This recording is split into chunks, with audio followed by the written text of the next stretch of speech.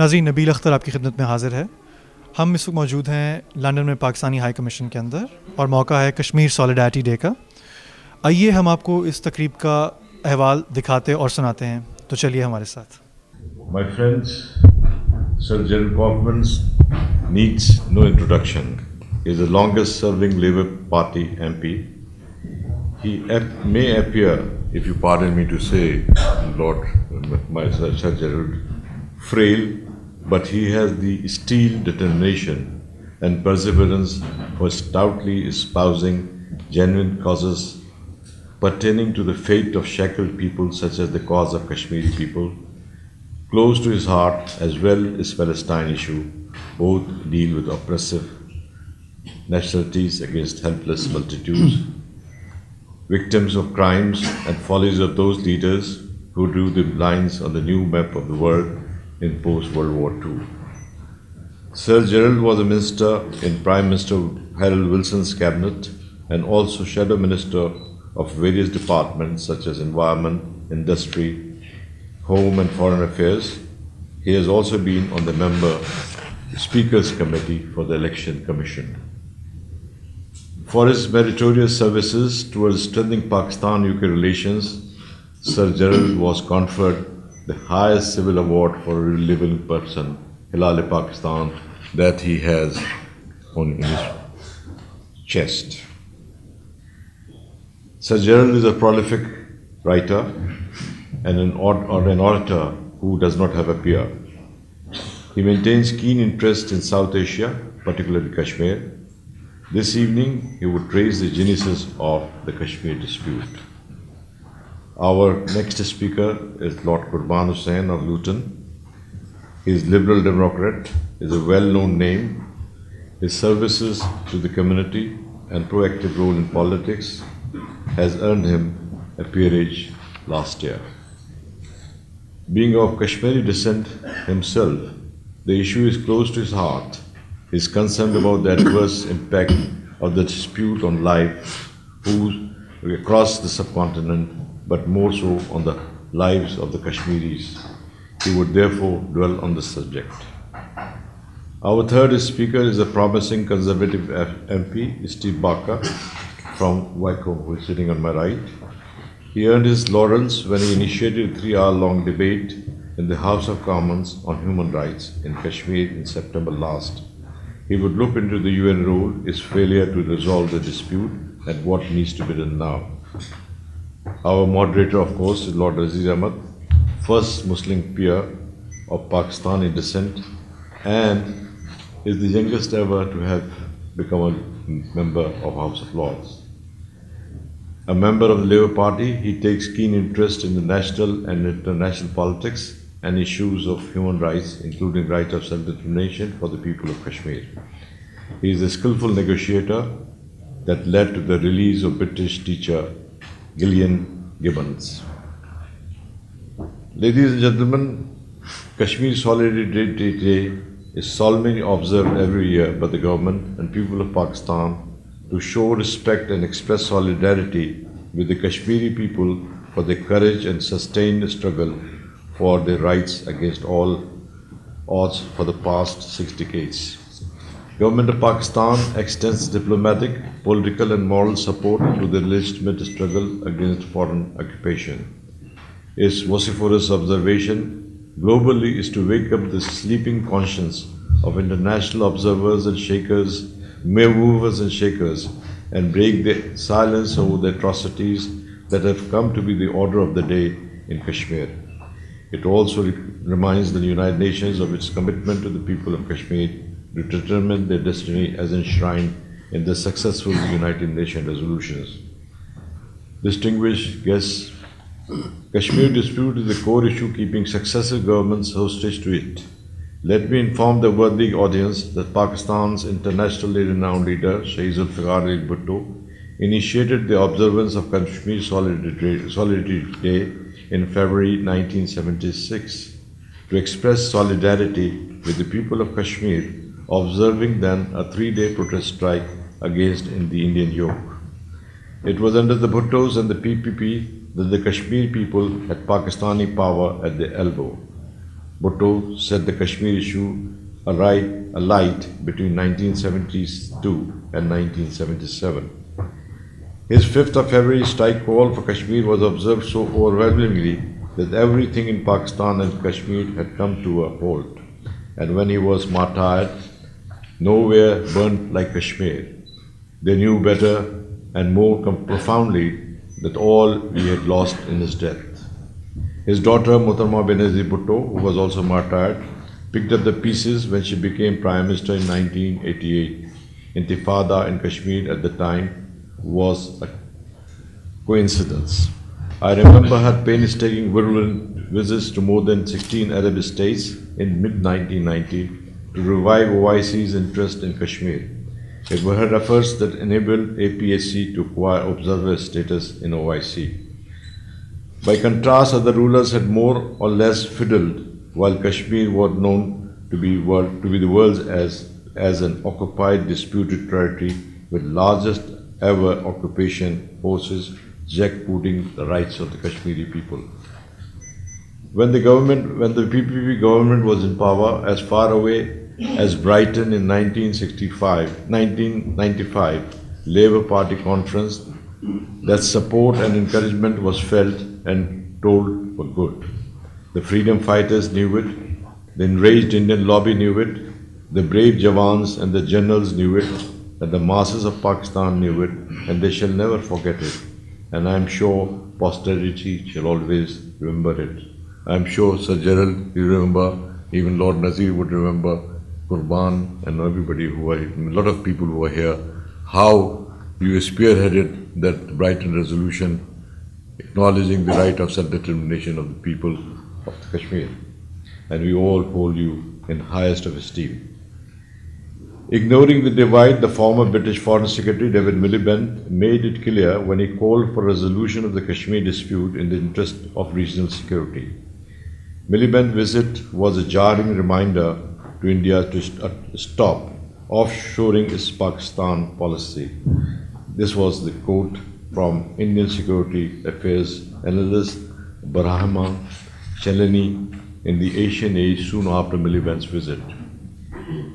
The manifestation of Bhutto's love, affection and sympathies are amply reflected in his famous statement, "We would fight for 1,000 years for the right to self-determination for our Kashmiri brethren."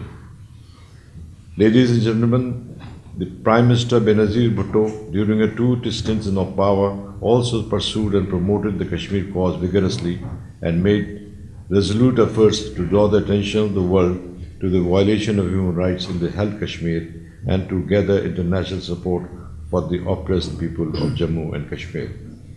The present democratic government in Pakistan has made it loud and clear that resolution of Kashmir dispute remains on top of its agenda. To that end, the government has made numerous overtures to make peace with India with a view to resolving this outstanding issue and hence ensure stability and progress in the region. Pakistan is strongly considered Kashmiris the key stakeholders and ultimate architects of their own destiny. I must acknowledge, my friends, the present British government's proactive role in emphasizing that Kashmir issue be resolved bilaterally through dialogue. Since dialogue has begun and forward moves have been made, Pakistan and India have agreed to resume composite dialogue to discuss all issues, including Kashmir. Distinguished ladies and gentlemen, for long, world has been misled from this issue by terming the struggle in Kashmir as being sponsored by Pakistan. Claims about external interference as false have been proved by international community. The international media and human rights organizations have unanimously declared the ongoing movement as indigenous. The scrutiny of the situation in Kashmir not only proved such claims as sham, but also unearthed the brutalities committed with impunity by the occupation security forces. This discovery of unmarked mass graves has shocked the world and raised alarm even across India, particularly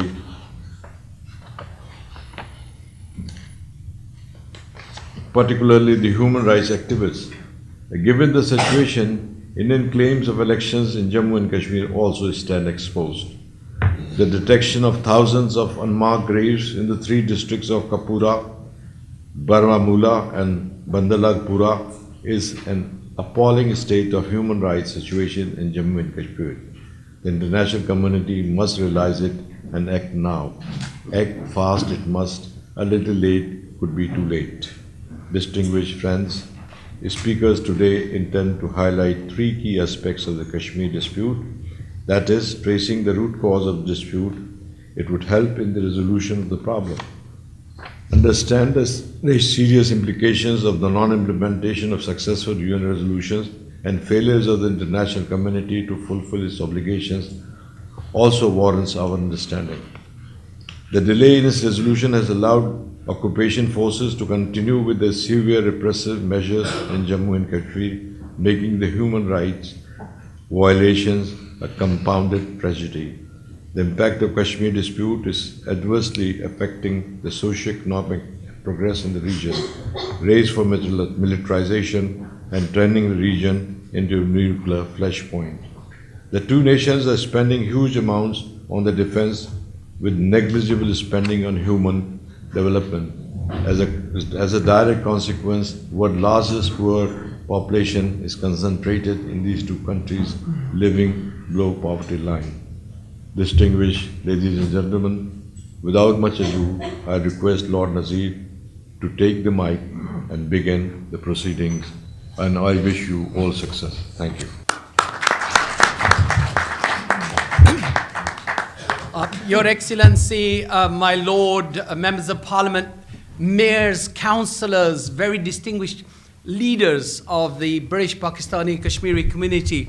First of all, let me begin by thanking the Pakistan High Commission for organizing this unique and very different seminar from the normal seminars that we hold.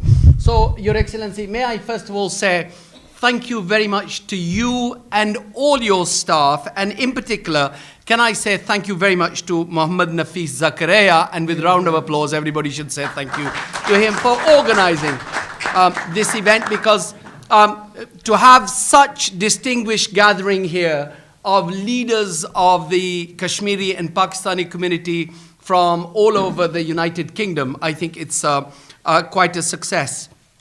One big credit to you, Your Excellency, is making sure that I am the moderator, so I don't make any long speeches. Yeah. And my job is to stick to the agenda of 3 speeches.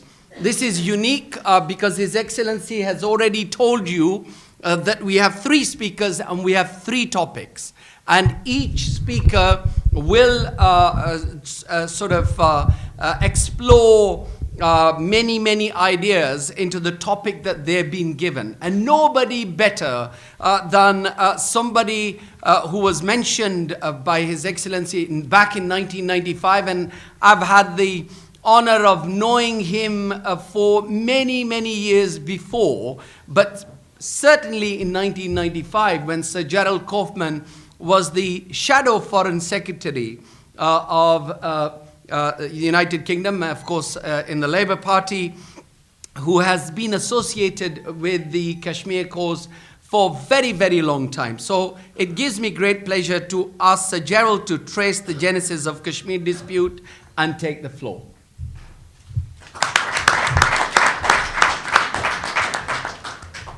Your Excellency, Lord Ahmed, distinguished guests, it is a very great privilege for me to, first of all, to have been invited here this afternoon for, as Lord Ahmed accurately says, this unique seminar.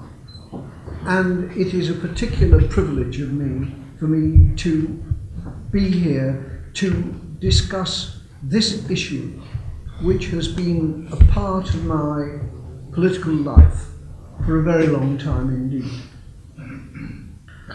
I have visited Kashmir on many occasions. I've visited Azad Kashmir and seen the devastation that has been inflicted there. And I have visited Indian-held Kashmir. I visited Srinagar and I visited Jammu. and seen the situation there as well. This is the most long-standing, unsolved political problem on this planet. It is even older than the Palestine problem, with which I am also associated. But this has been a problem ever since the date when the Maharaja of Jammu and Kashmir decided to bring Jammu and Kashmir into the then Dominion of India rather than into Pakistan. And although I have been immersed in this problem for very many years, it was very interesting indeed for me to refresh my memory as to how this problem, this devastating problem, originated. We look at the problem from the point of view of what happened when India and Pakistan became independent. India on the 15th of August 1947 and Pakistan on the 14th of August 1947. And on that day, all princely states in India had made a decision as to which of the two countries, their states, should be incorporated. Because there were hundreds of 500 princely states, and each one of them had a semi-independence except one, which was Jammu and Kashmir, because Jammu and Kashmir was never entirely and totally integrated into the Indian Empire, as it was called when Britain occupied and administered it. And in the preparations for the independence of these two new Commonwealth countries, arrangements had been made, and in almost every case had been accepted as to which state would go into which country. There were 3 states apart from Jammu and Kashmir where there was doubt about it, the best known of which being Hyderabad. But in the end, the Indians made sure that those 3 states were incorporated into India. But there was huge delay by the Maharaja of Jammu and Kashmir as to which of the 2 countries Jammu and Kashmir should be incorporated into. And even though the independence date was the 14th and 15th of August, it was not until the 26th of October, more than 2 months after Independence Day, that the Maharaja decided that Jammu and Kashmir should be incorporated into India. And that decision was so controversial that it aroused a comment by Viscount Mountbatten. And let us remember that Viscount Mountbatten, the uncle of our Queen, that Viscount Mountbatten was so close to India that although he had been governor of the Indian Empire under British sovereignty, he immediately became Governor General of India when India became an independent dominion.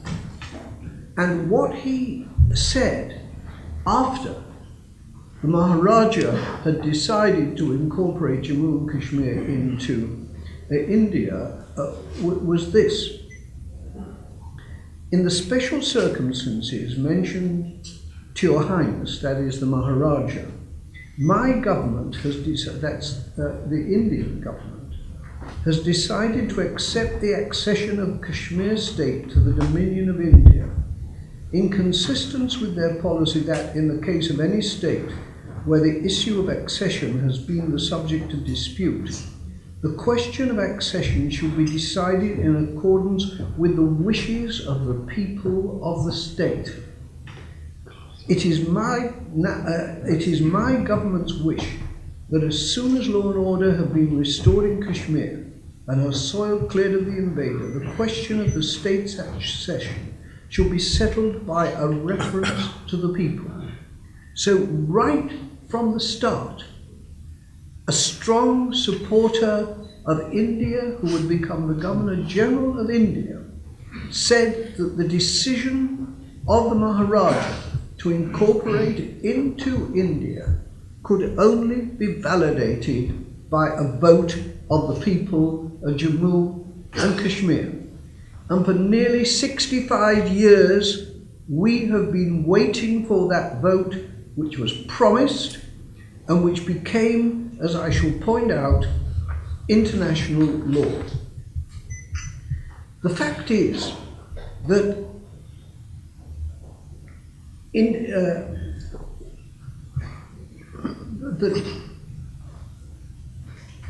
Kashmir has been a Muslim state since the 14th century.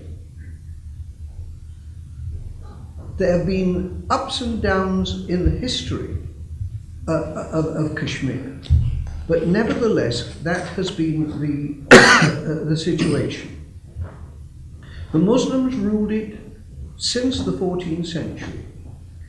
It was conquered by the Sikhs in 1814, and although it was within the borders of the Indian Empire, it had never been integrated fully into India. And as independence approached to be validated and instituted in August 1947, the Maharaja made bloodthirsty efforts to drive out Muslims, particularly from Jammu. And nearly 250,000 Muslims in Jammu were either massacred or driven out, and their villages were set on fire.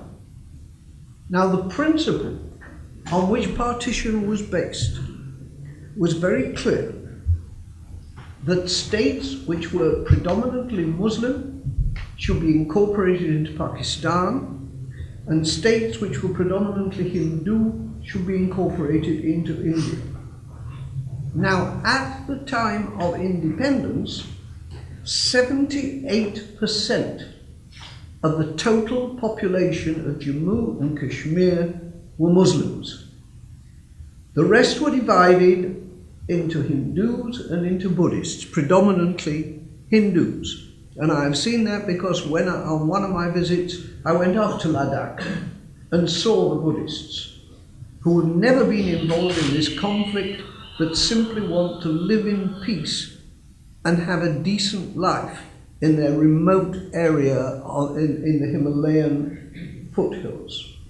So, as I said, the decision was up to the Maharaja, and the Maharaja broke the rule that Muslims should go to Pakistan and Hindus should go to India.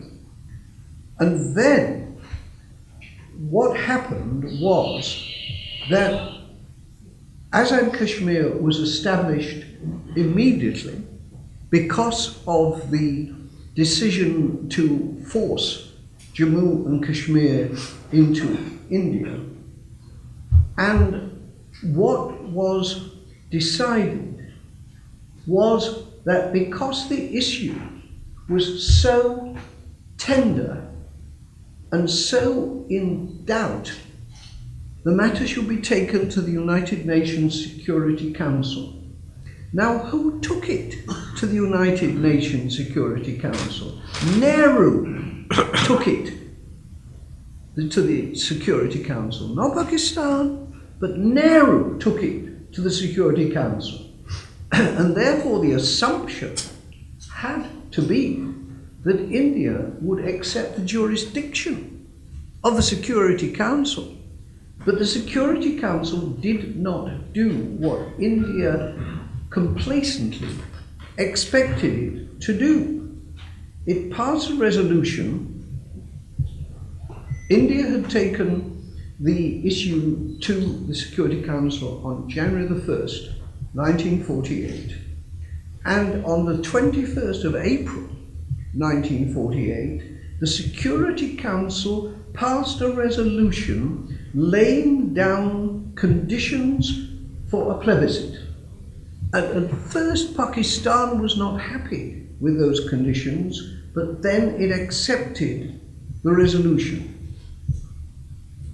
The Indians were not clear about what they would do, but they soon became very clear indeed, because the Indian army launched a military attack upon Kashmir. And the history since then, in more than 60 years, the history has been of a series of resolutions and interventions by the Security Council and then by others in order to get the United Nations Security Council resolution implemented. All of those resolutions called for a plebiscite of the people, that the people should be able to vote as to whether they went into India or Pakistan. And it was perfectly obvious, with 78% of the population being Muslim, how they would vote if they were given the chance to vote. All of the UN resolutions over a very considerable period called for a plebiscite. The Security Council even appointed a plebiscite administrator. Pakistan immediately offered to comply with the resolution and the rules. India opposed it. Because the differences at that time, unfortunately, not only at that time, but throughout the 65 years since then, have been obstructed by India, the United Nations proposed arbitration. And in those days, as I shall point out for some considerable time longer too, the main leaders in the world supported arbitration. The British Prime Minister, Clement Attlee, whose government had given India independence and brought about the partition, following the lead of the Quaid-e-Azam as to the fact that there had to be a Muslim state, Attlee supported arbitration. The President of the United States, Harry Truman, also publicly supported arbitration. And how different, Claude Armand, that is from the stance of the United States President today, whose main interest seems to be invading Pakistan, violating its sovereignty and causing bloodshed there. But the President of the United States supported arbitration. Again, the President of the Security Council proposed a solution to get the matter resolved. Pakistan said yes, India said no. The United Nations Security Council then appointed a representative, Sir Owen Dixon, a judge of the Australian High Court and subsequently the Chief Justice of Australia. He worked extremely hard to get the implementation of the decisions of the United Nations, but he resigned, and he resigned out of utter frustration. He said, "In the end, I became convinced that India's agreement would never be obtained to demilitarization in any such form, or to provisions governing the period of the plebiscite, or of any such character, as would, in my opinion, permit of the plebiscite being conducted in conditions sufficiently guarding against intimidation and other forms of influence and abuse by which the freedom and fairness of the plebiscite might be imperiled.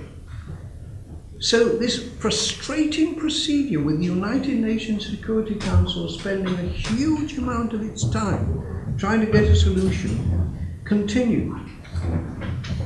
And in 1951, we got a new international body that became involved. The Commonwealth Conference, meeting in London, meeting not too far from where we are meeting this evening. It proposed a framework for a plebiscite. Pakistan agreed and said yes, and India said no. And since then, in 60 years and more, there's been a long history of continued Indian obstruction.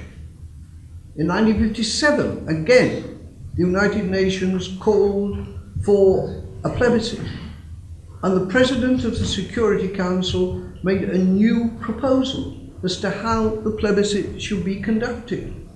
Pakistan said yes, India said no.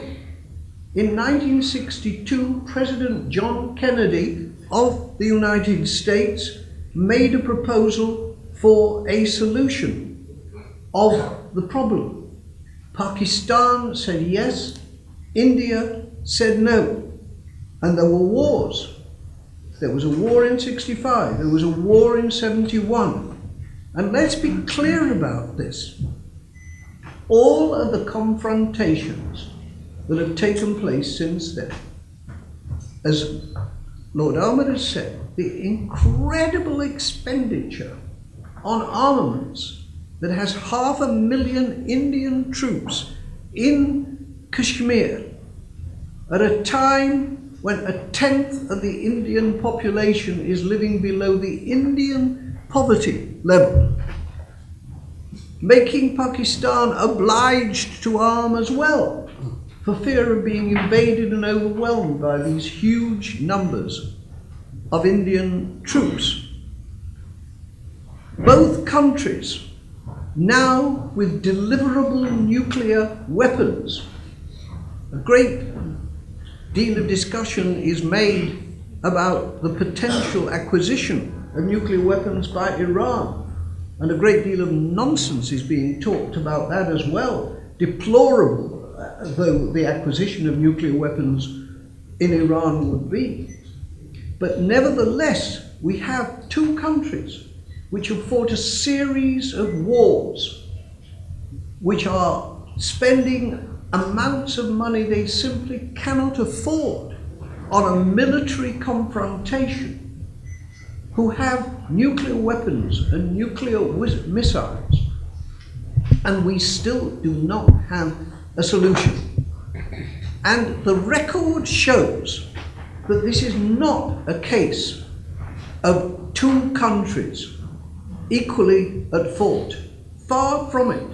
The record shows without any doubt whatsoever that a solution could have been reached long ago, because Pakistan was ready to participate in such a solution, and India has never from day one, from October 1947, has never wanted a solution. So don't let us, at this seminar, be deluded into believing that it is two sides equally at fault. It is one side that wants a solution and another side that has blocked a solution for 2/3 of a century. And that is why it's essential that we have these renewed discussions and this seminar and other events, because it is essential to keep this at the forefront of the international agenda. And heaven knows our dear High Commissioner has worked hard to do this. And when he was previously High Commissioner, we went to the European Parliament, and we've done many other things in order to try to get this solved. And we have to push and push and push, because the present United Kingdom government the Minister Alastair Burt has said over and over again that the United Kingdom government will not involve itself in the Kashmir problem at all, let alone seek to find a solution for it.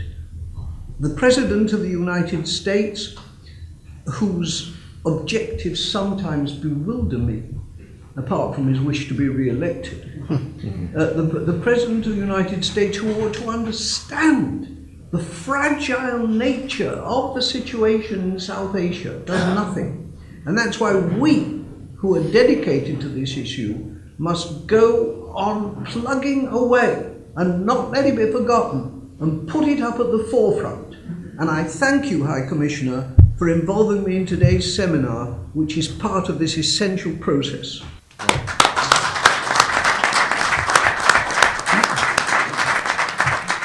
Sir Gerald, thank you very much for that fascinating, factual, and historic facts and history into the Kashmir issue. And thank you also for your own analysis and your own input. And we really treasure that and we appreciate. One thing that, this is an important seminar, one thing that Sir Gerald talked about is the huge amounts of money that is being spent on weapons and which has a socio-economic impact on the region because of this dispute, this issue. And as you know, recently the Indian government has just announced another $100 billion that they are spending extra in the next 5 years.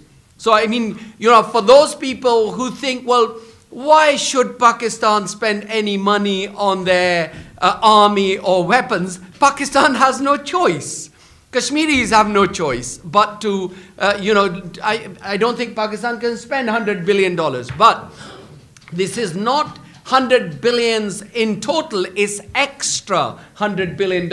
And had we got the contract, I might have not said so much, it's the French who got the contract. Anyway, that was just light mood. I think that it's a waste of money. It could have been spent better on eradication of poverty. Sir Gerald, you're absolutely right to say about poverty, because there are millions of people in India. And that's why our British DFID money goes to India, because there are so many poor people live in India. Had that money been spent on Indian people, who, many of them, who are born on footpath, they grow up on footpath and they die on footpath because they never see a house. So to discuss this, the socio-economic impact of Kashmir dispute in the region, nobody better than my good friend, Lord Qurban Hussain. We mentioned 1995 Labour Party conference, and he was part of that, but long before then, he has been involved with the issue of Kashmir. He knows it, he understands it, and because he comes from Azad Kashmir, where he was born, he understands on this side, but he's certainly studied the socio-economic impact on both sides and in the region. Lord Qurban Hussain. Thank you. My Lord, Members of Parliament, His Excellency, the High Commissioner, Pakistan, Deputy High Commissioner, friends, ladies and gentlemen, Assalamu alaikum, and a good evening to you all. I'm being asked to speak on the socio-economic impact of the Kashmir issue in the region. And before I start saying something on that, just to remind people, I mean, most of you know about Kashmir, but just to put things into context, that about 12 million people who live in Kashmir, over 85,000 square miles, which is all divided in India, between India and Pakistan. And Kashmir is known as a heaven on earth for its natural beauty. It was, still is. It has natural beauty. It is known for Kashmir wool, Kashmiri fruit, saffron. It has some of the highest peaks in the world, including K2 and Nanga Parbat. It has the biggest water resource in that region, which supplies both to India and Pakistan. And the mountains of Kashmir are full of natural minerals. And if there was peace in that area, not only Kashmir, but the whole region could be very prosperous.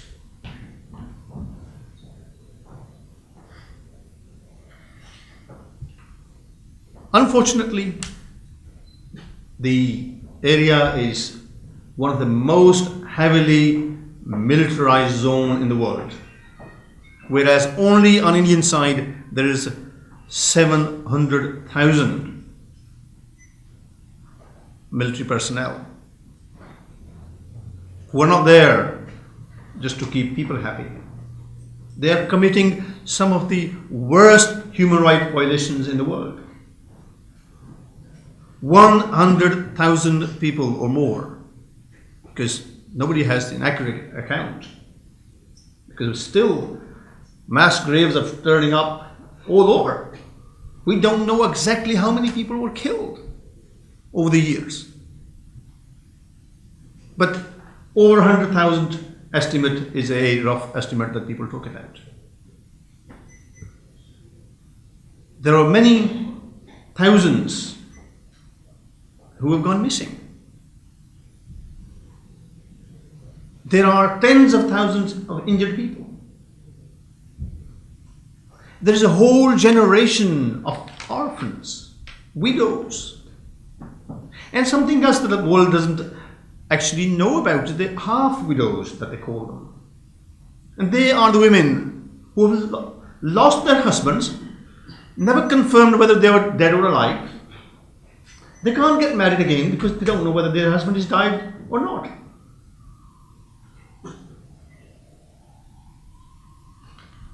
And there are people who are still behind the bars, arrested, tortured, under some of the draconian laws. One of the reports that recently, or a few months ago, the Amnesty International produced, it was called the lawless law. And most of us on this side of the table, and many of you perhaps would have read it as well. If it gives an account of what kind of laws are implemented in that part of the world. We talk about military regimes in different countries. My God, the so-called largest democracy on earth. All one got to learn is read the lawless law. And you will find out what kind of democracy India runs in Kashmir.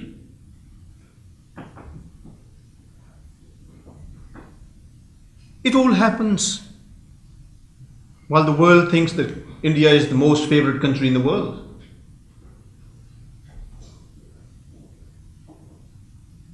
India, a lot of people forget they still have 128 million people who lack clean drinking water. They don't have access to clean drinking water. 8.39 million have no sanitation services. 300 million live under the poverty line. 21 million people are unemployed.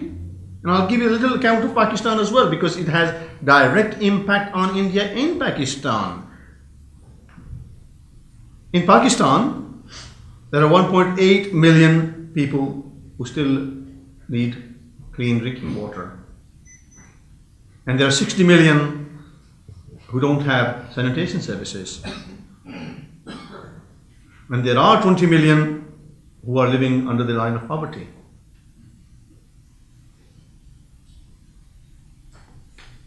And the list goes on. But the biggest issue here is, yes, India and Pakistan both are developing countries and they do need resources to build them. But what about the cost that they are spending on military? Because of Kashmir. India's annual defense budget is $36.28 billion a year. On top of that, what Lord Nazir Ahmad has just said, India decided to spend more. While Pakistan is also spending something like $5.48 billion on defense, according to the World Bank. By the way, most of these figures are coming from the World Bank. So if you look at the level of poverty in the whole region, in India and Pakistan, there are humans living in India as well as Pakistan, my friend. And I have no ground to grind or, about Indian people. They are good people. Those poor people, it's not their fault India is occupying Kashmir by force. It's not the ordinary Indians' fault that there are human rights violations taking place in Kashmir. Indian poor people are just as much victim of these governments who are spending billions on defense, spending money on them to educate their children, to provide them water and the health service. I think it is time the world had woken up. The amount of money that our government gives to India, it's about time that we attach that with human rights, the record of human rights. If the American president is brave enough to raise the human rights violations issue with the Chinese leader when they visit, I wonder why never we have heard any of the British prime ministers raising human rights issues with India when they see Indian prime ministers. And here we see a lot of double standards on part of the Western governments, including the British government, whichever party may have been in office, when it comes to international affairs. When it comes to East Timor, when it comes to Sudan, their right of self-determination is implemented or given to them much quicker. But when you turn to Kashmir, I have been criticized, and I'm sure others would also might have been criticized in their own parties for raising Kashmir too often. But I have learned from Jalal Kaufman and Nazir Ahmed and others that none of us are going to shy away. These are committed people that I'm going to follow. And we will continue to raise these issues. These are basic human rights issues that we're talking about. The socio-economic impact in the whole region of India and Pakistan. We cannot continue to ignore the suffering of people in India and Pakistan as well as Kashmir. This has to stop. And we had to, I would say, if the Indian government record doesn't improve on human rights, we ought to hold our aid to India. That must be linked. If we can link it with other countries, why can't we link it with India for human rights?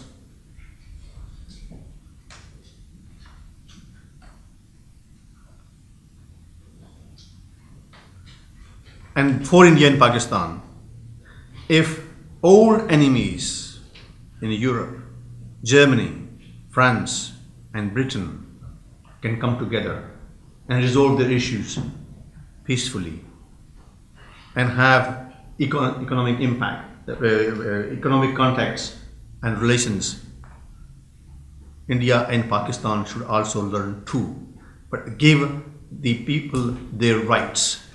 The people deserve better from them in India and Pakistan, and certainly both countries have international obligations to resolve the Kashmir issue through the United Nations resolutions and their mutual agreements that they had. Under the similar agreement, both countries agreed to put an end to the conflict and confrontation, and that their relation and they work towards the relation to promote the friendly and harmonious relationship. And they did promise that they would resolve the Kashmir issue according to the will of the people. And I hope they do that, and the impact that the Kashmir issue is having on both India and Pakistan as well as Kashmiris is resolved, because otherwise the amount of money that they keep spending on defense, they will never catch up with the rest of the world. And it's about time the world looks at its aid and tell India and Pakistan, come together and resolve the issue according to the wishes of people of Kashmir. I must say here, Your Excellency, that any resolution which must come forward has to be with the agreement of the Kashmiri people. Any imposed solution which Kashmiri people are not part of or they are not consulted with is not going to be long lasting. With that, thank you very much. Thank you, Lord Qurban Hussain, and thank you for those last few comments as well, in particular with having the agreement of the Kashmiri people, but also the facts and figures. Sir Gerald Kaufman's speech, he mentioned UN resolutions of 1948, 49, and a list of them right up to 1957. And I understand that the United Nations used to annually have Kashmir on its agenda for discussion, because there is a legal position of Kashmir because of the United Nations resolutions, Sir Gerald, from 1948 and 49, which it doesn't now discuss. And there is a responsibility on Secretary General to make sure that where there are abuses of human rights and where there is danger of a nuclear war or a conflict that could actually bring the entire region, in fact the world, into this conflict, then they should do something about it. To discuss UN role in resolving the conflict of Kashmir, which has become a nuclear flashpoint in South Asia, there is no better than a member of Parliament from High Wycombe, Steve Baker, who historically made a wonderful speech in his 2-hour debate in the House of Commons, a new member of Parliament, but who is working well with the community, and I'm glad to see Councillor Bhatti and other community leaders here from High Wycombe, and I'm glad that they are working with you, Steve. The floor is yours. Thank you very much. Your Excellency, my lords, ladies and gentlemen, Assalamu alaikum, a very good afternoon. Thank you all very much indeed for this opportunity to come and demonstrate our solidarity with the cause of self-determination for Kashmir. The case for self-determination, for peace and prosperity, the imperative, has been set out very clearly, and I'd congratulate Sir Gerald on the masterful summary he's given us of the history of the dispute. And Lord Hussain has also absolutely clearly set out the imperative. In fact, the notes I made was that I thought that Lord Hussain made the clear case that politicians are the problem, but perhaps that's for another day. It was a real honour to secure that debate in the House of Commons, and I was absolutely overwhelmed by all of your support, but I should also say the support of members of Parliament. It happened that it was my initiative following the discovery of a lawless law. In fact, there's the main report. When I first heard about this report and the clear abuses of human rights which it documents, It was that moved me to call for this debate in backbench time on the main floor of the House of Commons. And I'm extremely grateful to Lord Nazir for forming and chairing the APPG so that we became aware of this report. My intention was always to give voice to my Kashmiri constituents. This is your democracy, your country, but of course you still have grave concerns for Kashmir, and I recognise that, and that's why I wanted to secure this debate and give you voice. And I think actually that's the lesson for the British government, is given the many, many thousands, not just of Kashmiris, but also of Indians and Pakistanis in the UK. It's right, I think, that the British government should increase its efforts, if nothing else, just simply to give voice to all of your concerns. I would say this, that at the moment we meet in grave times. The whole of Europe faces a grave economic crisis. We've had a government in Italy replaced by an appointed technocratic government. We see real unrest both in Greece and to a lesser extent in Spain. We face a possible currency collapse across most of the countries of Europe.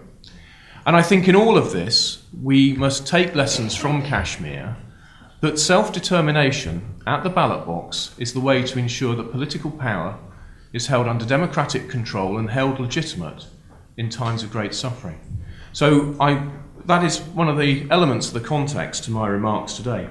I'd like to cover really three areas. First of all, the general approach that I personally bring to considering Kashmir. I'd like, of course, to make most of my remarks about the United Nations itself, and then finally how I think that the United Nations should apply itself to Kashmir. In terms then of a general approach, well, I'd like to make an appeal for humility. I often feel unequal personally to the task of trying to find a way through for Kashmir, but I don't feel that that is in particular a bad reflection on me. I think it's a reflection on the horrible, awful reality that no one has managed to find a way forward for Kashmir in all of this time.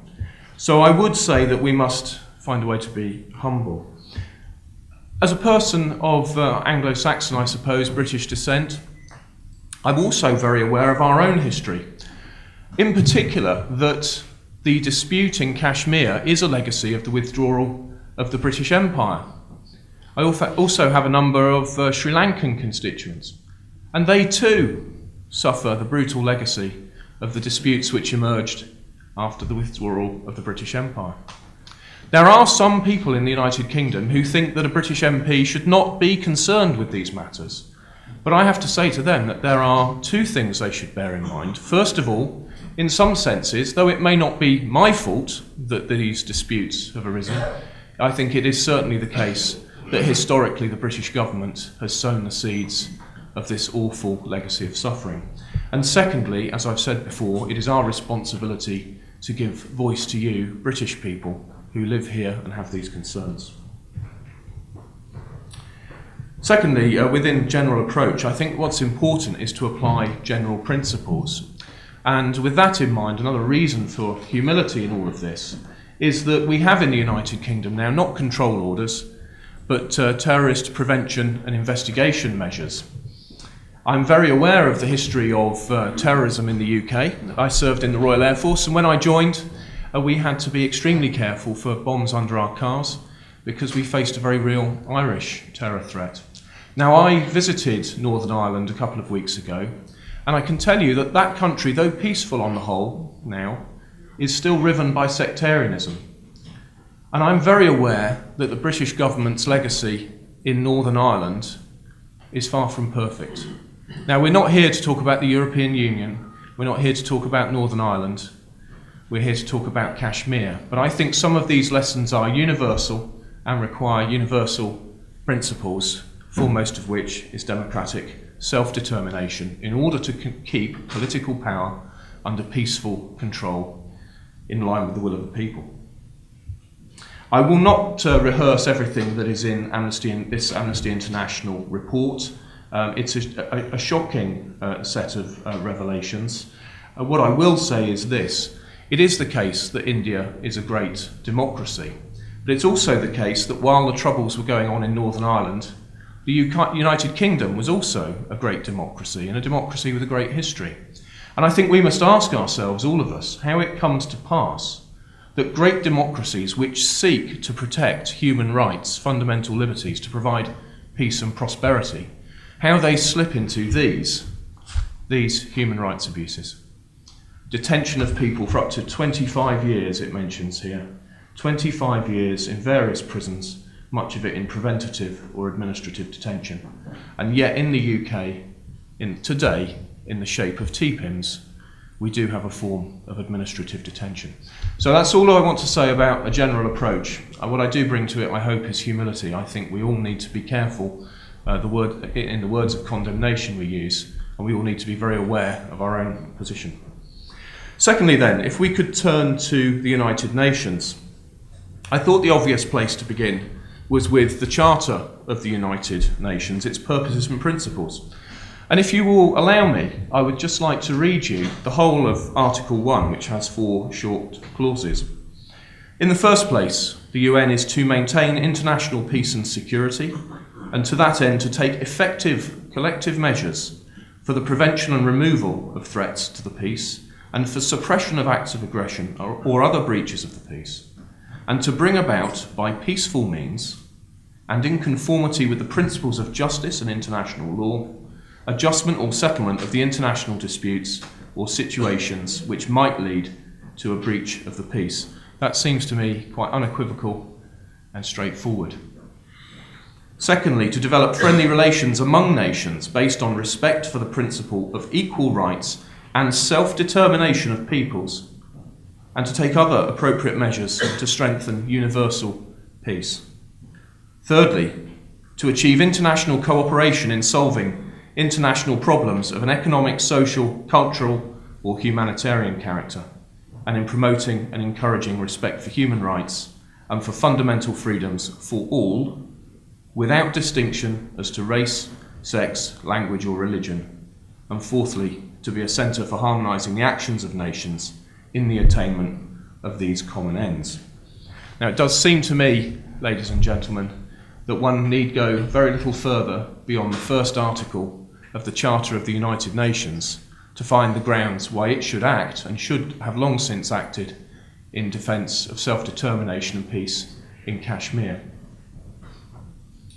I'll just share with you one other article, which is Article 73. Article 73 is in Chapter 9 of the Charter, the declaration regarding non-self-governing territories. I'll just read you the introduction. Members of the United Nations which have or assume responsibilities for the administration of territories whose peoples have not yet attained a full measure of self-government recognise the principle that the interests of the inhabitants of these territories are paramount, and accept as a sacred trust the obligation to promote to the utmost, within the system of international peace and security established by the present Charter, the well-being of the inhabitants of these territories. And it goes on with a number of clauses which I will not read you in full, but it includes their protection against abuses, to take due account of the political aspirations of the peoples, and to help them in the development of their free political institutions. Now, I think the history of Kashmir raises profound and difficult questions about the United Nations, its very existence, its purpose, its ability to fulfill its own charter. Now, when it came to Libya recently, I was filled with profound misgivings. I did not enjoy voting for action in Libya, but I chose to do it because I believe that in the world there is a place for international governments to ensure just these things which are set out in the United Nations Charter. I'll just go on then to the 1948 resolution itself and bring out one or two points. Within the resolution, it says, noting with satisfaction that both India and Pakistan desire that the question of the accession of Jammu and Kashmir to India or Pakistan should be decided through the democratic method of a free and impartial plebiscite. It goes on and then says, it instructs the Commission to proceed at once to the Indian subcontinent and there to place its good offices and mediation at the disposal of the governments of India and Pakistan, with a view to facilitating the taking of necessary measures, both with respect to the restoration of peace and order and to the holding of a plebiscite by the two governments, acting in cooperation with one another and with the Commission, and further instructs the Commission to keep the Council informed of the action taken under the resolution, and so on. Now, there are some measures placed on the government of Pakistan to secure withdrawal from the state of Jammu and Kashmir and so on. But I don't want to merely read you all of the resolutions, which I'm sure you'll be pleased to hear. It seems to me that above all, the United Nations has failed Kashmir.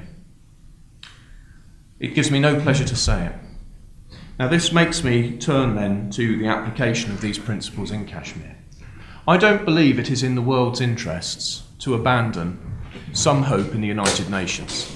It's been suggested to me that the British government might be a better third party to negotiate a settlement in Kashmir.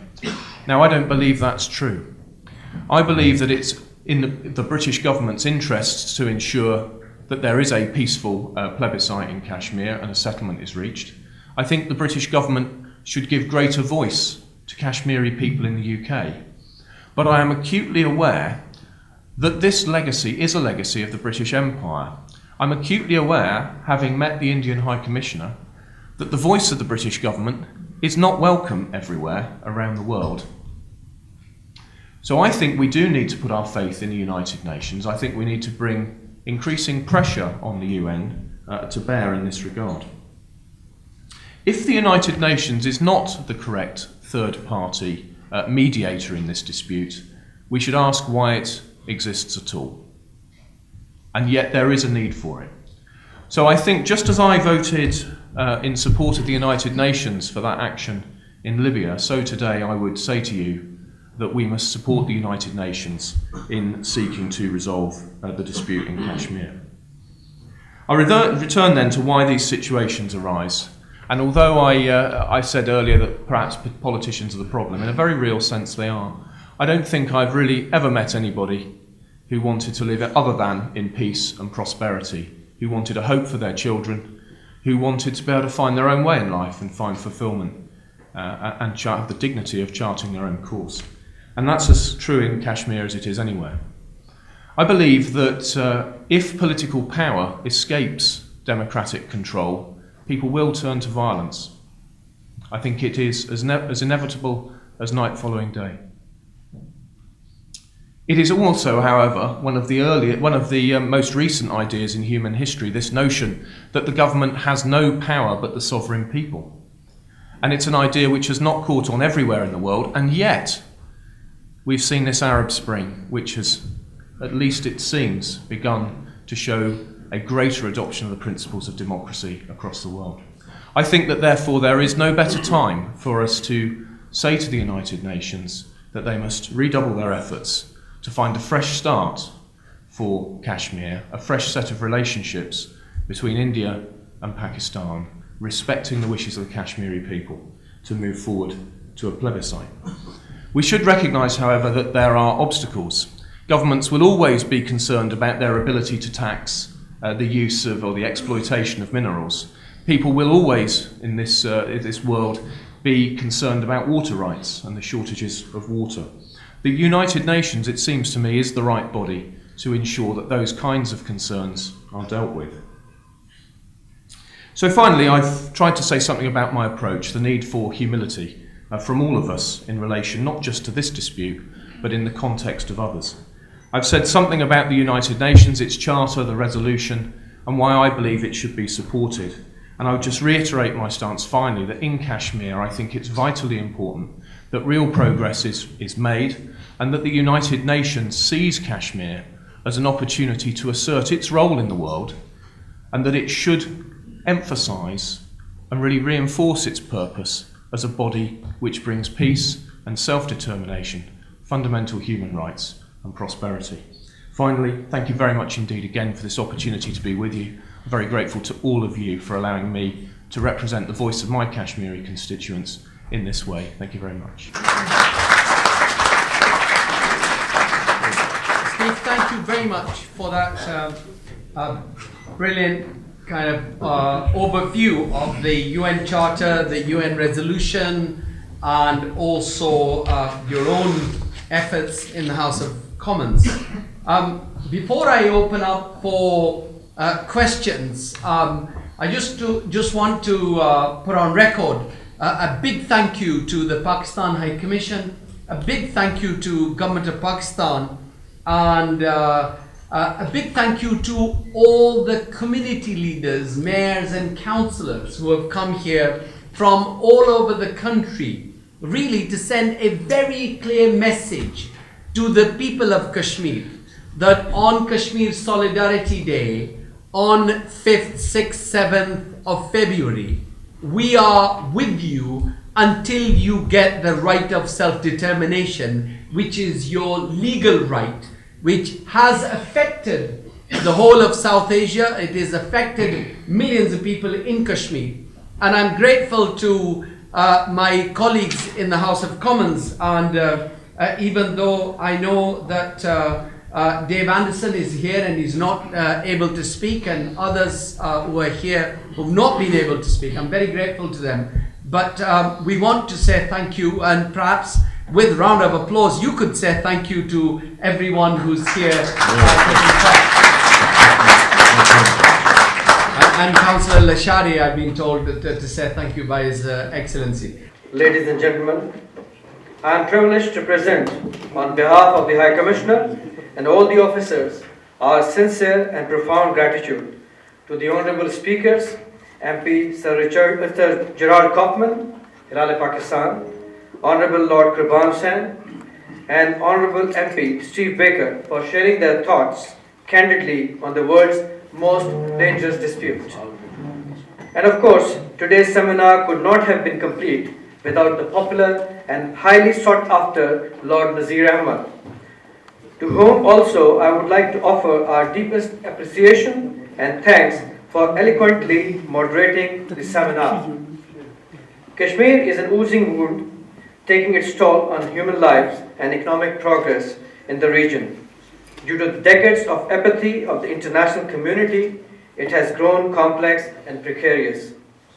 It is very thoughtful and humane gesture of the illustrious speakers and the moderator to spare time for a noble cause which directly affects the lives of 1.5 billion people and has significant bearing on the very security of the entire South Asian region and world at large. I would also like to express our profound gratitude to the distinguished audience from various walks of life, members of the civil society, and the most effective segment of the society which will spread this word, that is media persons, for traveling long distances to give a compassionate hearing. This is a great expression of their concern and solidarity with the Kashmiris. I am sure that today's seminar would have given the audience an insight into the issue of Kashmir, and they would take home the thought that what needs to be done further to help resolve the ticking time bomb of Kashmir. Thank you all again, honourable members of Parliament and distinguished ladies and gentlemen, for your presence and time. Now we begin the Q&A session, after which the guests would be cordially invited for the refreshment. Thank you. Very short comment. Ghalib Saab and Dr. Saab, and then you, sir. Ghalib Saab first. Thank you, Lord Ahmed. My question is very simple. After the 1947, after the ceasefire and the promises made by the United Nations, the people of Jammu and Kashmir for 40 years, they have been trying to resolve the Kashmir issue through the peaceful means. Mr. Kaufman has gone through the history, and after the 1990, the people of Jammu and Kashmir has also tried the armed struggle. But after the 2008, the people of Jammu and Kashmir are also now going through a peaceful movement. Now, can this panel give us an option to the Kashmiri people? What is the option for them because of the the dialogue between India and Pakistan are going from last many years, and there has been a dialogue for 430 times between India and Pakistan. But there is no result after resolving the Kashmir issue. Thank you very much. And we'll take 3 questions at a time because then the panel can respond. Dr. Saab at the back. I'd like to, first of all, thank you very much. This is great debate. Can I ask Lord Nazir, the wounds have turned into scars, painful scars. There may be a very great solution on the table, but what about those scars which are visible, loud and clear? Do you have any solution to the people? There's a long list of martyrs. Where would their relatives go? We have to provide them some solution which can keep them quiet, keep them happy, keep them satisfied, and make it worthwhile. And I also respectfully disagree with the Honourable MP. The vested interest of the governments who are trying to resolve the issue of Kashmir have to be taken away. The countries who are selling arms to India, they cannot be party to resolving the issue. They put the burden on UN. You go and resolve that. Because they have vested interest in the Kashmir issue. I'm sorry to be blunt here. This is how I feel about it. Thank you. Thank you very much. Chaudhry Azim Saab. Thank you very much, Lord. I'm proud of you. You are here. And I'm so proud of Lord. Everybody, proud of everybody. That's Good. what I give you last. Thank you. We'll take the brother said, if Pakistan fully, if they can have a demonstration about a judge in Pakistan when the Nawaz Sharif was walking on the flooding, if that all Pakistan government has a wakil, I see it, and then demonstration because the government of Azad Kashmir always said Allah ke Pakistan, and the Jammu and Kashmir people said Allah ke Pakistan. What else they wanted? Thank you, sir. We'll answer that. Thank you so much. First of all, I'll ask Steve because Steve Baker's been mentioned, so give him the opportunity and then we'll ask the other panelists to answer the questions. That all nations bear their scars. All nations bear their scars. We've all, well, sooner or later you look back through our histories and every nation has its disputes between peoples of different faiths or ethnicities and so on. And we always must find a way to forgive and to move forward. And that forgiveness is an extremely high barrier, but it must be that in terms of scars, people must find a way to move forward. I think the hope for the Kashmiri people is in the knowledge that they're not forgotten. Here we are today. I'm extremely grateful to the High Commissioner and to everybody else to have this opportunity to be here. We had our debate in Parliament. That is the highest chamber in this land, with respect to their noble lords. But the Parliament is the highest assembly in the land for giving voice to these concerns.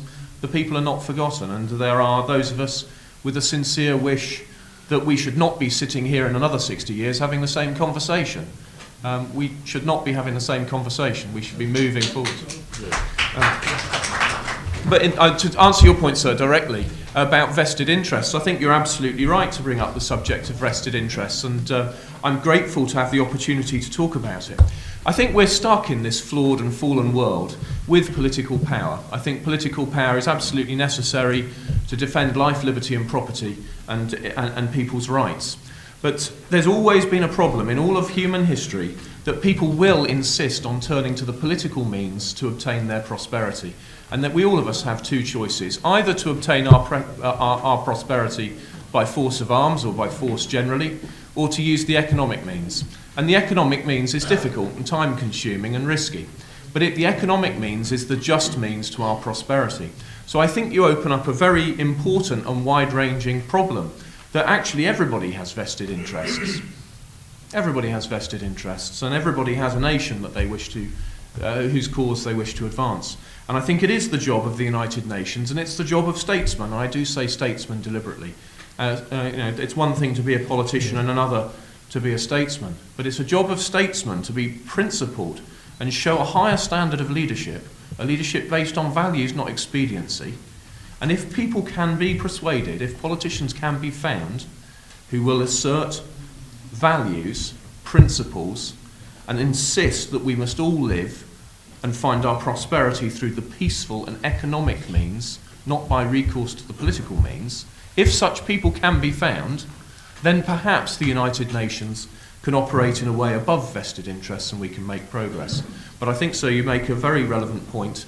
I think it's one of the most difficult points, frankly, in all of human existence, But nevertheless, flawed as our institutions are, I think we must press on and attempt to use the UN. But very happy to discuss it later. Thank you.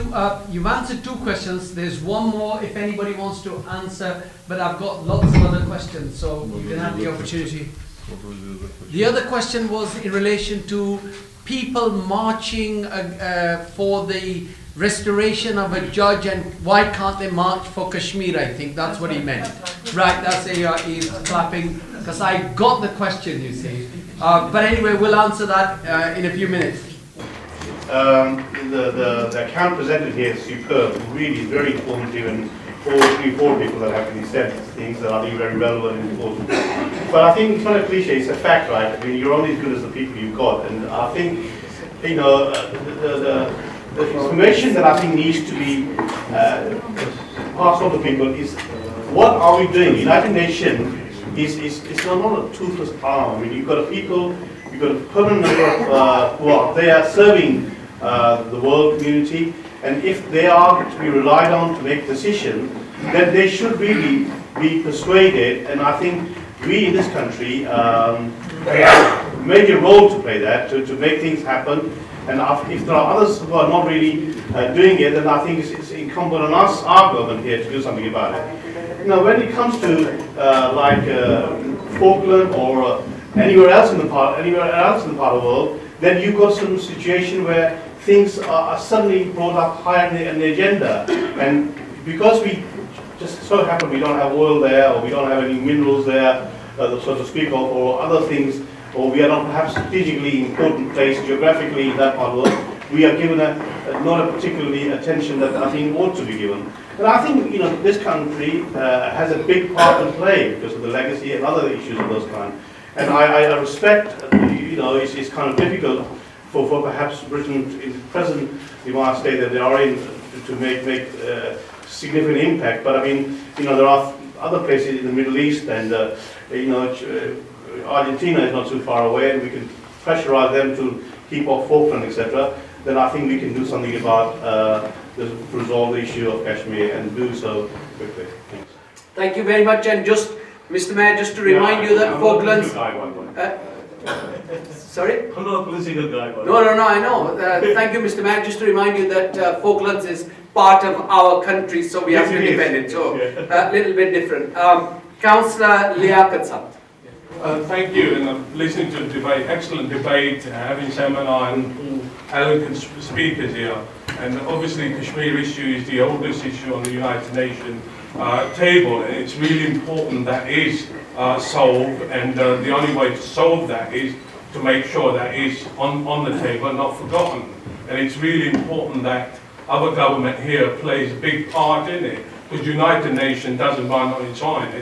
It is important that the government is part of that, putting pressure on that. And as everybody knows, India is, you know, human rights violation, really terrible, and yet we're talking about, you know, having them on the front seat of the United Nations. And so all of these are really sort of important for that, especially region, because it's costing us billions of pounds, and there won't be peace without Kashmir issue being resolved on that basis. But to resolve that, it's really important to be mindful of the Kashmiri people and all, and they play a big part in it to get that resolved. Thank you very much. To my understanding, there have been 2 comments, not questions. So, Dave Anderson, please. Thanks very much, Chairman. Thank you, High Commissioner, for inviting me here. Steve mentioned about the situation in Northern Ireland.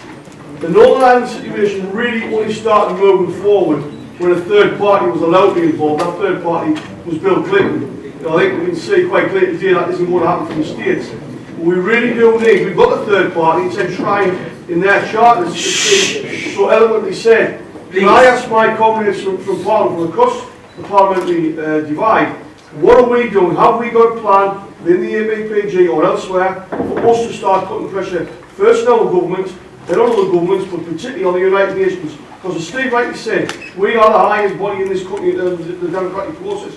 If we don't make the case, nobody else will. I'll just make 3 very quick responses. I think Dave's absolutely right, and I think we should be acting together and moving forwards. And in terms of what I'm doing next, I'm very grateful to Councillor Mahbub Hussain Abati, who's been very generous in all of his support to me, and it's been a huge pleasure always to work with him. And he and I are going together with a few others to Kashmir in April. I'm very much looking forward to it, having not been there before. So I'm delighted that I'm going to Kashmir. And when I come back, obviously, I'll write letters to ministers based on what I've seen and the discussions we've had today, and I look forward to doing that. So I think we do have to ask the British government to give greater voice to citizens' concerns, and I think actually the British government can fairly represent British people of Kashmiri, Indian and Pakistani descent, and represent them all on this issue. It's in all of their interests that it should be resolved. But what I don't want to do is give you unrealistic expectations. One of the reasons I came into politics was I was so fed up with how politicians were doing it, I thought I'd do it myself. So what I don't want to do is make grand promises and enter into some huge grandstanding to raise your expectations. We need to be realistic, and it's my intention to visit, to come back, and to put pressure on the government. Just one final point, very briefly. I do think it would be wrong for India to have a permanent seat on the Security Council without real concrete progress. Thank you very much. One of our sisters whose men have had their go, I'll come back to you. One of our sisters, councillor from Luton, moved a resolution in Luton Council. Two questions actually. First question is, we see various forms of media here, but it's mostly always actually South Asian media that comes to these sort of events. But my question is, why don't we ever invite the BBC to come over here? Because that's more like the international media, where the Western people will actually see this issue. I mean, it's the third or fourth generation of British Kashmiris being born and bred up in England. And I only know about this issue through my parents or through my visits to Pakistan or through my husband. But I mean, the children, the youth of today, I don't think many of them know about this issue. If I talk to my colleagues, my Western colleagues, they've not even heard about the Kashmir issue. So I think there's a weakness there. So I think the international media, the Western media, definitely should be invited to these presentations, seminars, etc. And my other point is, we should all be singing the same tune. If you see, we're obviously Kashmiris, Pakistanis together. We're raising this issue on every platform that we can see. Thank you to TVapex personally. I'd like to thank you. We were in the gallery watching you that day, and you did an excellent job there. We had our local MPs, Gavin Shukar and Kelvin Hopkins there as well, and Lord Kaban Hussain was there as well. But my question is, we're giving India the MFN, like most favourite nations. Isn't that weakening the Kashmir issue? We should be giving them the MBN, which is the most violations nation, I think, in the world. You know, it's not being raised as that. So they're basically, it's just a biased attitude from the world that we're getting, and definitely we should involve the West. Thank you very much for that. Randhawa Saab, former President of the Pakistan UK Chamber of Commerce. As Mr. Kaufman said, Pakistan has done everything humanly possible to resolve this issue, and which is very clear. And as my honourable friend Steve said, we need to apply international and universal principles. The question is, have we applied all those universal principles to solve this problem? If we haven't, is there any principle which is left? And if we have applied all of them, are they ineffective? I would like to ask what's the next step going forward. Thank you. And there's a young man just next to you at the front. As part of the youth which is present over here, I would just like to emphasize that first of all, it's very educative that you've briefed us all on this, and the only comment I would like to make is that we would want to appreciate your efforts and we would want to take this forward, and Kashmir Court should not be a dead end for anybody, because the youth of Pakistan look at it as their own cause, and we are with our brethren for this cause. Inshallah, we will take it forward from you guys. Thank you. Thank you very much. This young man next to you, I'll take him as well, and then we'll... Okay, Assalamu alaikum everyone. There's been a lot of talk about the United Nations today, and we've been asked to have faith in the United Nations resolutions and wait for the United Nations to come up with a solution for Kashmir. But deep down, we all know, deep down every one of us knows that it's not actually the United Nations that runs the world, it's Goldman Sachs and Shell Oil that runs the world. And so the United Nations an organization that can allow the recent slaughter and brutality in Syria, okay? The United Nations is an organization which can allow a Jewish state being carved into the Palestinian homeland. Can we not go into that, because we're talking about Kashmir and we really want to stay, I'm very grateful. Question on Kashmir I'll take, but otherwise I'll question cut you on off. Kashmir, I'm leading on to it. Okay. The United Nations, we've been asked to put faith in the United Nations, but we know the United Nations in fact doesn't have a lot of power. So what I want to ask the Liberal Democrat MP is that why don't we finally admit the United Nations will be unable to solve the issue effectively? Thank you. You've asked questions. There are two more people that I really need to take comments, and then I'm going to end. I'm afraid time is getting on and there's a vote in the Parliament as well at 7 o'clock. And so, Councillor Bhatti. Thank you, Lord Sir, for this opportunity. Can I first of all take the opportunity of thanking Pakistan High Commission for having this seminar at Pakistan High Commission on Solidarity Day on Kashmir, which I'm grateful and thankful to you, and I thought we're going to carry on more on this similar line. I also like to thank all the panel, which they made a very valuable contribution to the debate. And I would like to thank Karwan Sahab for the work he has done, raising a point and question at the House of Lords. Also Lord Nazir Sahab for the work he has done on the Kashmir AG all-party Kashmiri group, and also raising it at the House of Lords. And I'm thankful to Steve Baker for something that the Kashmiri has been waiting for a number of years, for the past 60 years, that we could not achieve, which Steve had achieved it within 2 years, having a debate, leading a debate in House of Commons, first time ever in the history of Great Britain. I'm thankful to you, Steve, work you have done. My other question is that I am working with James Alias, who is the chairman of All-Party Kashmiri Group in Brussels, had so many meetings. He went with me when I was mayor of High Wycombe in 2000, and he set up an all-party Kashmiri group in Brussels. He done so many seminars and so much work and so many Emma Nicholson reports. Lord, give me a minute, please. Look, I'm making a point. Let me speak. I'm speaking to Kashmiris, and they have a right to know what I'm saying. If you can just please take me. And the Emma Nicholson report, he has worked. I'm trying to tell what the people have done on Kashmir, and people got a right to know what they have done. And Emma Nicholson report, he had made 474 amendments before that report went to the European Parliament. And I would like, my question is to what likely was said previously, that we have passed a resolution in the councils so many times. Now, Steve had made a history in Great Britain, having a debate in House of Commons. I am trying to do a debate in the European Parliament. I just wonder, is it possible to have a debate in the House of Lords? Thank you. Thank you very much. And can I just make a correction, because we are very grateful to Steve Baker for the debate he did in the House of Commons, but it was under new rules. There had been debates in the House of Commons in the past.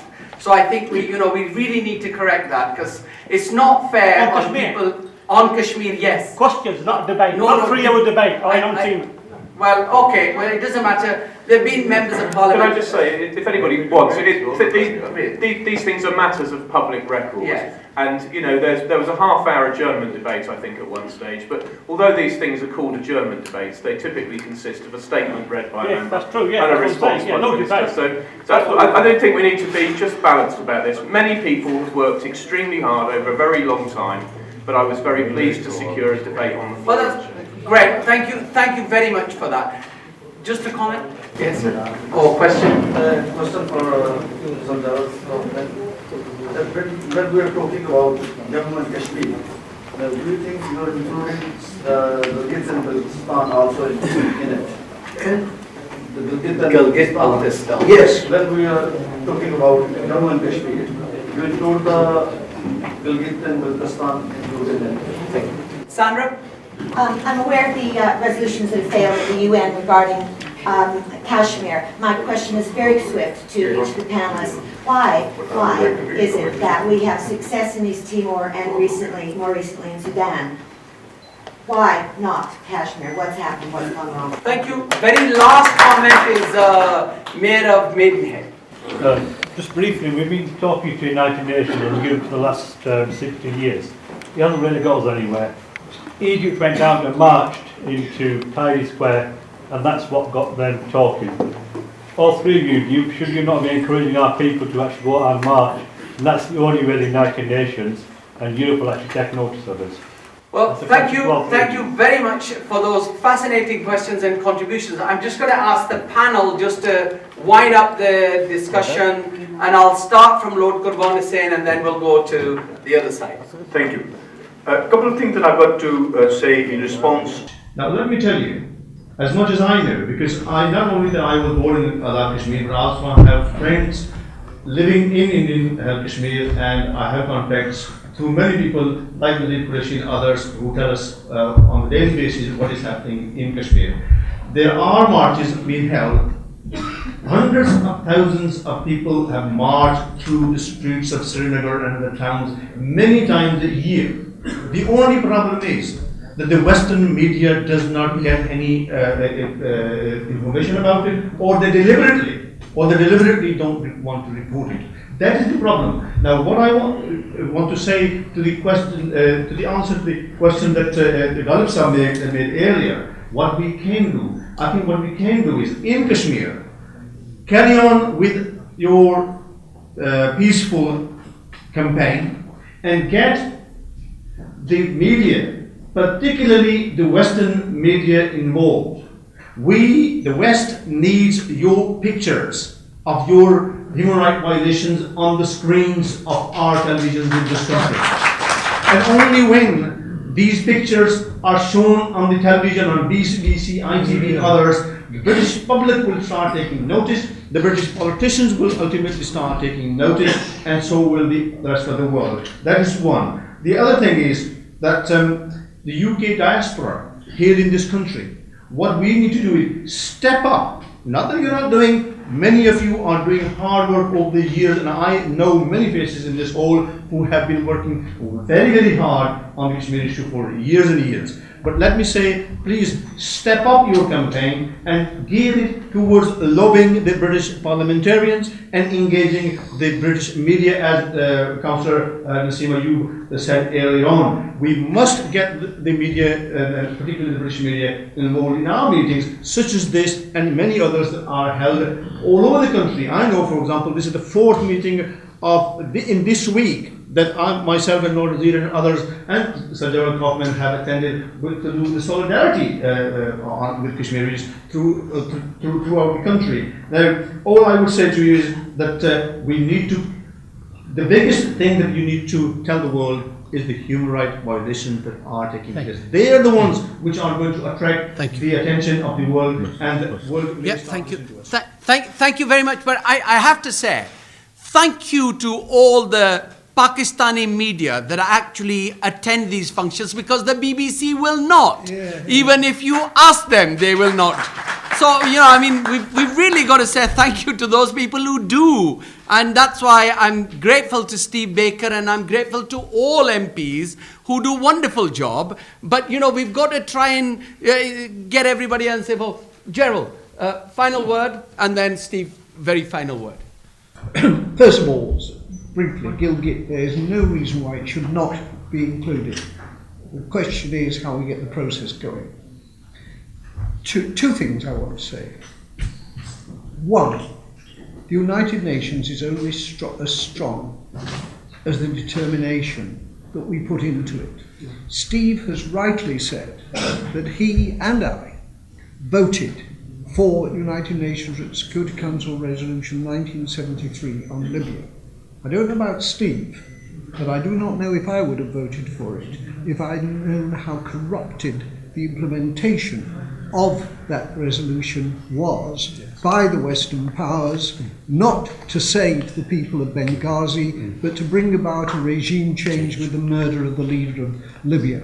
So it's very much a question of how United Nations resolutions are implemented and the strength of the United Nations, which has obviously got no strength whatever in Syria and has got no strength whatever in Palestine, because otherwise things will be happening there, and they're not.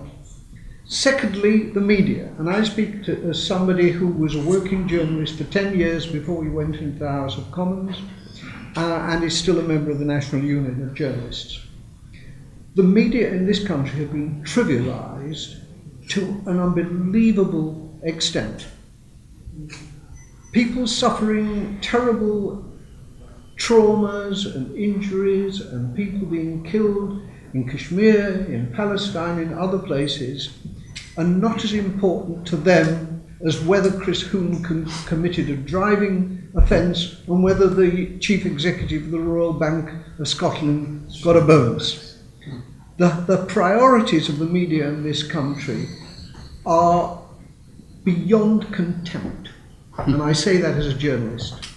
And that being so, it is essential that we focus on these issues in a way that cannot be ignored. And the third point I make is this, and I make no apologies for making the point whatsoever. There are in this country between 1.25 million and 1.5 million voters of Pakistani, Bangladeshi origin. And those voters can make a difference in the constituencies in which they live. And it's about time that, regardless of political party, we focused to the government and to my own party on the fact that there are votes at stake here, because if they don't care about the principles, at least let them care about the votes. Thank you very much. Steve, final word. Well, thank you very much, and just once more, thank you all, because it's been a real privilege and pleasure to be here. As you know, this issue attracts genuine cross-party support, and I'm sure you've noticed that we've all been complimentary about one another, despite coming from different parties. But I just should say, for the record, for the gentleman who referred to me as a gentleman, I think referred to me as a Liberal Democrat MP, I am actually a Conservative MP. I'm a Conservative. So the coalition. Yeah. But yeah, the second point is, yes, Libya, I do share some of Sir Gerald's disappointment, but I don't wish to say anything further about it tonight. But I voted for the defence of a people and nothing more. In terms of the media, I think Sir Gerald's absolutely right about the agenda and the way it works. It's a terrifying thing to be in the public eye and before it. I think the right way to get into the media is to remind people that there are thousands of people in this country who care about this issue, and rightly so. And I think that if protest is lawful and peaceful, I think it's legitimate. But I must emphasise it must be lawful and peaceful, and indeed considerate if it's not going to be counterproductive. And with that in mind, I would just say that in all of this, as we make progress together, I would just make an appeal finally, not just to people here, but to people watching through the media, that whatever we do, it must be peaceful, lawful and principled. And I believe that one of those most important principles is this one, that each one of us, whoever we are, wherever we come from, whatever our origins, we are all morally, politically and legally equal to one another.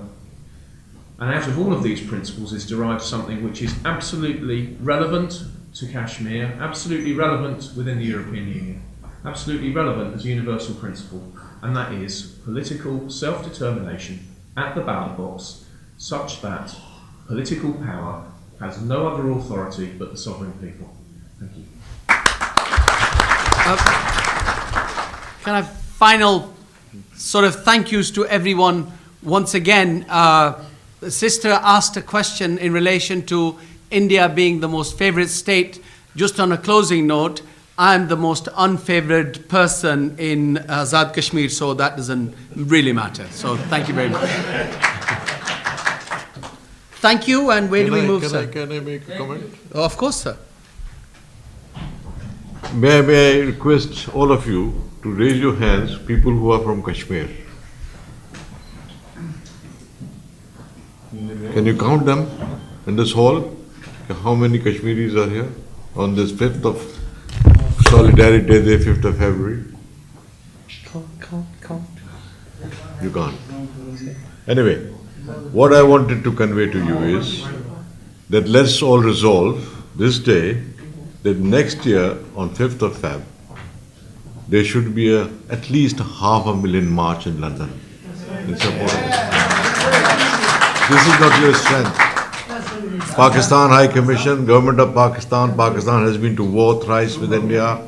We have sacrificed, we have been sacrificing. But the people, you are 1.2 million people here. As Sir Gerald said about your voting rights, about your presence, you must make your presence felt here. You must come out in the street, peaceful demonstration, raise your voice, tell the people what is happening in Kashmir. This is not the way, just making speeches and discussing is not the way out of this. Thank you very much.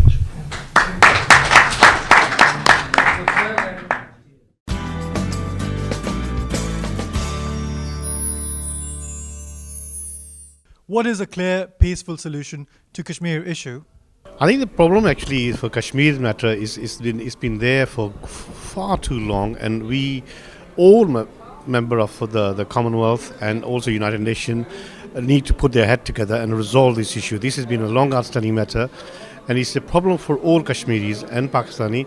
Now, where we are is a volatile situation, and things could happen, frankly, and this is not good for anyone. And I think there are many pressing issues around the world, and Kashmir is one of them, and people have not paid any attention to that.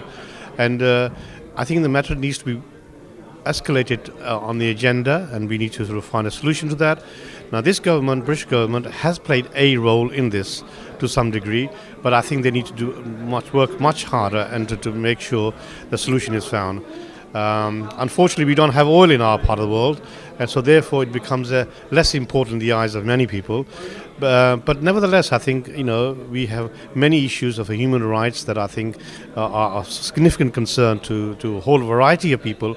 And unless, of course, we really pay attention, then I think matter is going to get worse. When you think about sort of situation in the Middle East right now. It's equally important that we have a human rights issue and people are focusing on that. But let's not forget that this matter of Kashmir has been on the world map on the agenda for good 60 years plus, right? And people really are very selective in their approach, and I think we need to really escalate that and find a solution to this pressingly. Kashmir issue का जो हल है वो कश्मीरियों ने तय करना है, और कश्मीर के जो लोग हैं वो ही इसके कंक्लूजन के पहुंचेंगे कि उनको क्या चाहिए और कैसे वो कश्मीर को रखना चाहते हैं. That's a very easy question to answer, isn't it? Well, if I had that answer, we wouldn't be sitting here today. But the truth is, the only resolution we have is by people talking together and learning from the past experience around the world, where we've seen the wrong way of doing things. The wrong way of doing things is let these things run and run and run.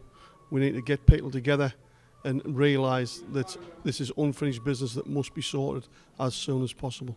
I think it's really important that Kashmir issue needs to be resolved, and the only way to resolve it is to put pressure on United Nations and get that back on the table, because it's one of the oldest resolutions in the United Nations, and Western media plays a big part in that, and the Western society plays a big part. And I'm really sort of surprised if America, when Obama came along and he said Kashmir issue was one of the forefront that he was going to tackle, and yet that's not true now at the moment. So it's really important that needs to be solved because of the peace in that region, because of the billions of pounds that's been spent on that should be spent on other people that are going through poverty, through all of the hardship. And it's really important. That can only be resolved with the Kashmiri people involved in it, and the right of self-determination is very important for Kashmir. People have got to rediscover their principles, and those principles are peace, prosperity. We've got to have equality before the law, freedom, good property rights, but above all these things, non-aggression. It is so important that people do not aggress against one another. So that's a fundamental basis on which liberties can be built, on prosperity can be built. It's so difficult for democracies. You see it in the United Kingdom as well as in India. It's so difficult for a democracy once people have turned to violence. So for me, the first thing is non-aggression. People should behave peacefully. That then gives a chance for self-determination at the ballot box, and therefore progress and a basis on which to build. The solution of Kashmir is very simple. The people of Kashmir need to be given their birthright, the right of self-determination, which was promised by the United Nations in 1948. That needs to be given to them, as it has been given or granted to people of East Timor and Sudan and many other places. Kashmiris are only waiting for their birthright to be given to them. The only solution for Kashmir issue is the right of self-determination. promised by the United Nations Security Councils of 1948, 49 and many subsequent resolutions. Right of self-determination, free, fair and impartial plebiscite for the Kashmiri people. What do you think Pakistani and Kashmiri diaspora play a part in resolution of Kashmir issue? I think it's very important. Listen, let us not, be very frank and honest about it. Kashmiri people have been living in this country for a very long period of time, and Pakistani people as well. And Kashmiri and Pakistani are all one, because we have so close ties with Pakistan, and Pakistan, without Pakistan, I think Kashmiri people would find it difficult. So really we need to work together, right? And I think people of Kashmir and Pakistan can play enormous part, and they are playing a significant part in getting the opinion mobilized and getting the member of parliaments and escalate the matter to the highest possible authorities and make sure that our voice is heard. Now, people aren't sometimes, doing that in a way that I think people can make them hear, and I think the British member of parliaments can play a big role.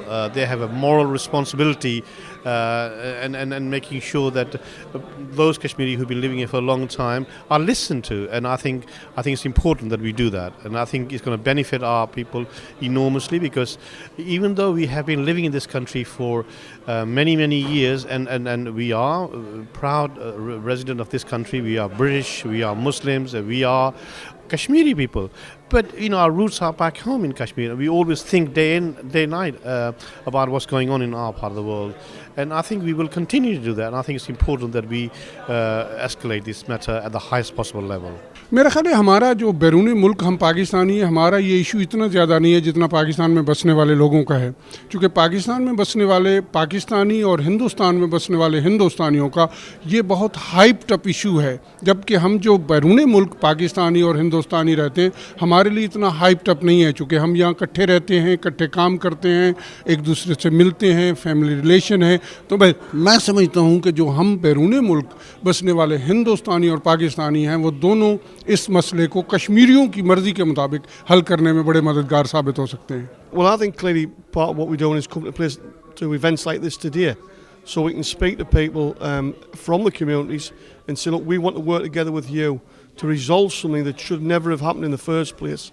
But clearly people like myself as politicians have a responsibility to lobby our own governments, but also to lobby the governments in your part of the world to say, look, it's time you got this resolved. It is not fair. It needs putting right.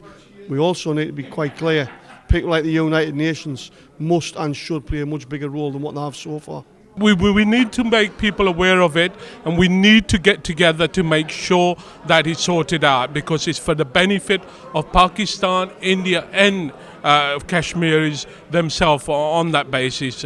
It is really important, because all the human rights violation that's going on in the India at the moment, and that needs to stop, because there needs to be peace in Kashmir region. Well, the diaspora is extremely active. I think it's wonderful the work they do in Parliament. There's no doubt, if you're an MP with Kashmiri constituents, there's no doubt you'll be aware of the issue. I think what people need to do, if we're going to move this issue forward in a really meaningful way, is make sure that the facts get presented and they're tangible as facts. Because it's too easy for people to think that things have perhaps been overstated. And we can't have that when things are as serious as they are, and they are undoubtedly of the gravest seriousness. We need to make sure we get facts onto the media, into the news, that they're authoritative and can be seen to be such. We need to make sure people are speaking to their MPs, get the profile up, but raise the profile in a moderate way, so that people can have a reason to believe that this is a serious issue, which it is, and make progress. The Pakistan diaspora and Kashmir diaspora in Great Britain, they have a lot of influence over the politicians of this country, as they are voters. There are more than 1.2 million Kashmiris and Pakistani in the UK, and they need to influence their own members of parliament and convince them that they need to convince our own British government to take more action and get India to negotiate with Pakistan a solution which is according to the wishes of Kashmiri people. Firstly, pressurize our own members of parliament and European members of parliament. Secondly, ask our own government to take this issue further, and also make lots of noise that the United Nations has a responsibility and they must do something about it.